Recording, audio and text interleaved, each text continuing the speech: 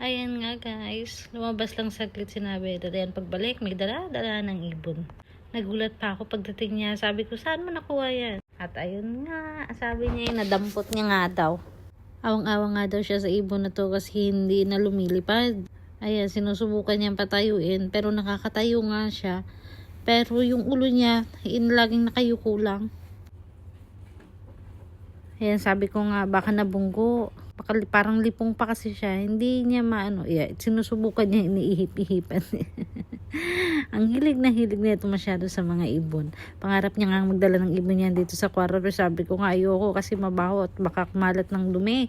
Ay nako, ayaw na ayaw ko pa naman naglilinis ng dumi ng mga hayop. Kahit na anong hayop pa yan. Ayan nga, sinubukan niyang pakawalan. O, diba? Meron ka agad, nagdumi. Nakita niyo ba yan guys? Yun, sa kanto ng carpet. O, edi, naglinis ka agad sinabit. O, ayan na. Ganyan lang ang ginawa niya. Siguro mga 30 minutes sinayaan namin siya diyang nakatayo. Hindi siya gumagalaw. Sabi ko, parang nga siyang lasing. Oy, baka nga talaga nabunggo ito. Sa amin kasi dati sa Philippines, yung bintana namin salamin, then black. So, hindi nakikita siguro ng mga ibon, nakikita lang nila yung reflection nila. So, tuloy-tuloy lang sila sa paglipad. Kaya yan, minsan nababangga sila. Baka nga ganun din yung nangyari sa ibon na ito dito.